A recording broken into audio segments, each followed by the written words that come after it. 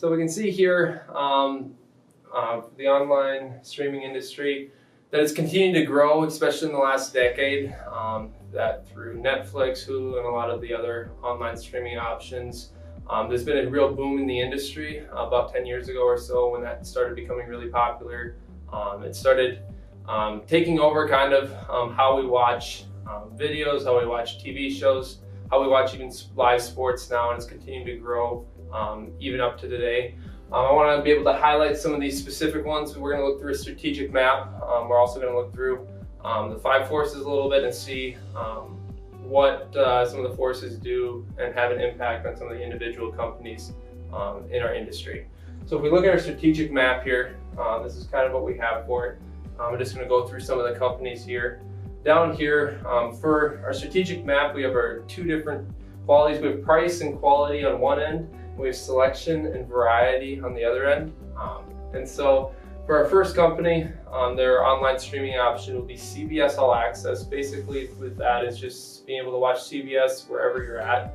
So if you're not able to connect to a cable or whatever, you can watch it on your tablet, you can watch it on your phone type deal. To be able to access this, you have to have a CBS account or pay $4 a month. It's very cheap. It's basically all you get with that. It's a very low selection, but it's also low price type deal with that. And it's kind of all in its little bubble all on its own. If we move up here, we have HBO and Amazon Video.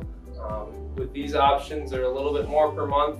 Amazon Video is a little bit unique because you get that with an Amazon Prime account, so it's not just online streaming, you get another product and service with that. With HBO, there aren't as many shows that come with it, but they're very high demand shows. They also charge $15-ish a month for a subscription for that. Game of Thrones is basically the main reason why people have HBO. Other specific HBO only type shows are on there as well, but it is a high price, not a lot of selection, but there's still a good demand for it. We can see here Netflix is kind of right in the middle of the selection, variety, price, and quality. It's right in the middle of price. It can be anywhere from that $8 to $15 range per month, depending on what type of plan you want. There's a lot of shows, movies on it. It doesn't have a crazy amount. It's kind of all it has is movies and shows, but for the price and quality, it's a pretty good right in the middle mix. If we move up here, we have PlayStation Vue, Hulu Live TV, and YouTube TV. They're all very similar in the sense of they're all $30 to $40 per month range. So they are expensive, but they have a lot to offer. YouTube TV will offer free commercials or no commercials for any of their YouTube videos, but their main thing is they have channels that go along with that, lots of sports channels, lots of movie watching channels, stuff like that. Same with Hulu Live TV and PlayStation Vue. Their main thing is live channels. So it's like paying for a cable subscription, but you can have it all online, accessible from anywhere. And down here at the bottom, where we have a lot of selection and variety for not a big price, we have Sling and Hulu. Sling is an online streaming for channels. Super cost effective. You can have even more than one user depending on the account. Hulu continues to lower the prices. To be honest, Hulu and Netflix are really high competitors, so if Netflix raises the prices to Hulu wants to go and undercut them to be able to steal some of their customers with that.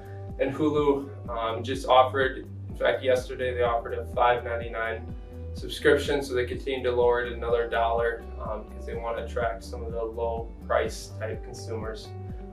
And so we kind of were able to box them up a little bit and put circles around them and kind of see when analyzing this what company is kind of in the best spot moving forward. And I believe that Netflix is in the prime location because you can kind of see these are all in very high competition with each other. PlayStation Vue, Hulu Live TV, YouTube TV, they're all competing for the same customers, kind of using the same product. Sling and down here, Hulu and Netflix compete, but Netflix is kind of in its own little circle of its own to where it has a decent price quality, but a good selection of variety. They have room to grow in the sense that they can continue to raise their price and they're still going to be able to keep their consumers, and they can still add more variety and be able to keep it around that same price. So they're going to be able to be in a really good spot to where they can move around a little bit on the strategic map and be able to continue to grow moving forward, to where it's going to be a little bit more difficult for these ones with the high competition. But you can still see there's a lot of room in the strategic map. So online streaming, I believe in the next handful of years is not not going to shrink in any sort of way, but it's going to continue to grow. I think that there's going to be more companies coming in and trying to find a niche in this strategic group map, because there is lots of different areas where there's holes and where we can plug in different companies for streaming services. So I believe that online streaming in general, we're going to see substantial growth in the next decade to come, because DVDs are going more and more out of date. We're going to see more and more online streaming moving forward.